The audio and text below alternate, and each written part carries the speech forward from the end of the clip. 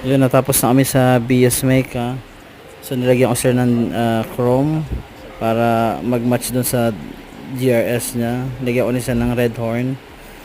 Tapos nilagyan ko rin siya ng DRL at saka KM Bigote. At nilagyan ko rin siya ng signal light na LED para mas visible siya sa gabi. Yan, meron din siyang badge ng GR. Tapos yung pinaka best seller namin yung bilang tail light. So nag-install din kami.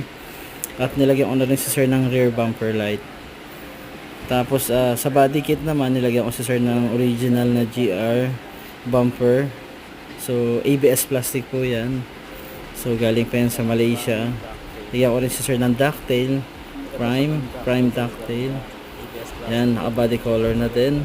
So yan, sobrang elegante at saka presentable talaga. So yan, nakita nyo, sobrang ganda talaga ng taillight. So available yan sa KMM Car Accessories.